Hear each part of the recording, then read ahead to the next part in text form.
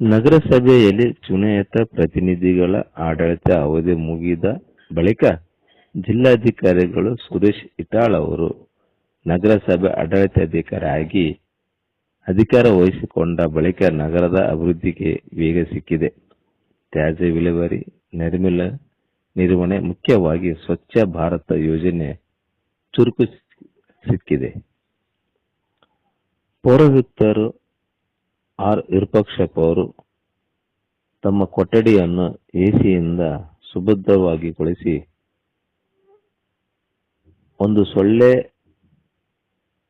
ಬರಲಾರ್ದಂಗೆ ನೋಡಿಕೊಂಡು ಸಂಪೂರ್ಣವಾಗಿ ನವೀಕರಣಗೊಳಿಸಲಾಗಿದೆ. ತೆರಿಗೆ ಹಣದಿಂದ ಬಹುಕೋಟಿ ರೂಪಾಯಿ ವೆಚ್ಚದಲ್ಲಿ ಪೌರಾಯುಕ್ತರ ಕೊಠಡಿಯನ್ನು ಅಲಂಕರಿಸಲಾಗಿದೆ.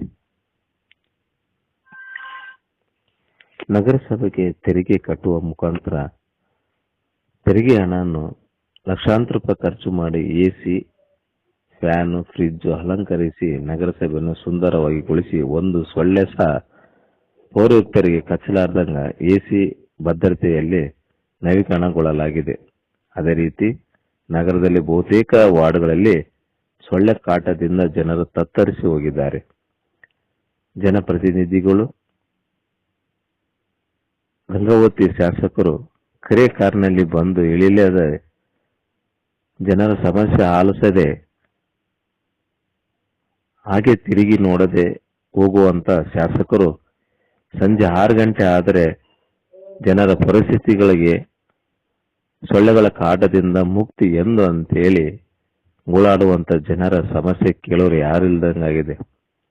ಪ್ರತಿನಿತ್ಯ ಪ್ರತಿ ಗ್ರಾಮ, ಪ್ರತಿ ಹಳ್ಳಿಗಳಲ್ಲಿ ಈ ಸಮಸ್ಯೆ ಬಹಳಷ್ಟು ಇರೋದರಿಂದ ಸೊಳ್ಳೆಗಳಿಂದ ಮುಕ್ತಿ ಸಿಗೋದು ಕಷ್ಟಕರ ಆಗಿದೆ. ಪೌರಾಯುಕ್ತರು, ಜಿಲ್ಲಾಧಿಕಾರಿಗಳು, ಸ್ಥಳೀಯ ಪ್ರತಿನಿಧಿಗಳು, ಶಾಸಕರು ಇದರ ಬಗ್ಗೆ ಗಮನ ಹರಿಸಿ ಸೊಳ್ಳೆಗಳ ಕಾಟದಿಂದ ಜನರಿಗೆ ಮುಕ್ತಿ ಸಿಗಬೇಕಾಗಿದೆ. ಜನರು ಪ್ರತಿಯೊಂದಕ್ಕೂ ತೆರಿಗೆ ಕಟ್ಟಿ ನಗರಸಭೆಯನ್ನು ನಗರ ಸಿಬ್ಬಂದಿಗೆ ಆದಾಯ ಮಾಡಿಕೊಟ್ಟಂತ ಜನತೆಗೆ ಸೊಳ್ಳೆಗಳ ಕಾಟದಿಂದ ತಪ್ಪಲಾರದಂತ ಪರಿಸ್ಥಿತಿ ನಿರ್ಮಾಣವಾಗಿದೆ. ಕರೆ ಕಾರಿನಲ್ಲಿ ಬಂದಂತ ಶಾಸಕರು ಕೆಳಗೆ ಇಳಿದೆ ಜನರ ಸಮಸ್ಯೆಗಳ ಸ್ಪಂದಿಸದೆ ಸೊಳ್ಳೆಗಳ ಕಾಟದಿಂದ ಮುಕ್ತಿ ಅಂತೇಳಿ ಗೋಳಾಡುವಂತ ಜನರ ಸಮಸ್ಯೆ ಕೇಳುವಂತವ್ರು ಯಾರಿಲ್ದಂಗಾಗಿದೆ.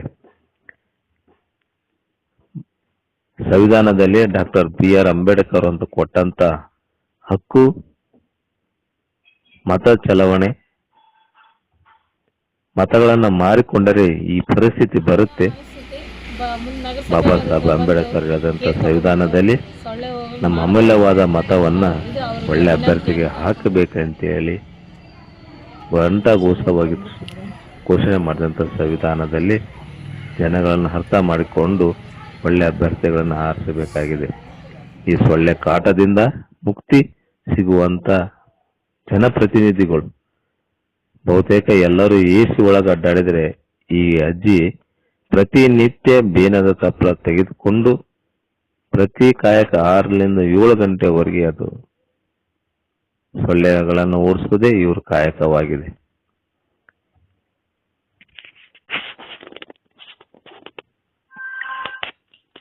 ನೈರ್ಮಲ್ಯ ವಿಭಾಗಕ್ಕೆ ಇತ್ತೀಚೆಗೆ ವರ್ಗಾವಣೆಯಾಗಿ ಬಂದಿರುವ ಸಹಾಯಕ ಕಾರ್ಯನಿರ್ವಾಹಕ ಇಂಜಿನಿಯರ್ ಶರಣಪ್ಪ, ನೈರ್ಮಲ್ಯ ನಿರೀಕ್ಷಕರಾದ ಶೋಭಾ ನಾಗರಾಜ್ ನೇತೃತ್ವದಲ್ಲಿ ಸ್ವಚ್ಛ ಭಾರತ ಯೋಜನೆ ವಿಭಿನ್ನ ಸ್ವರೂಪ ಪಡೆದುಕೊಂಡಿದೆ.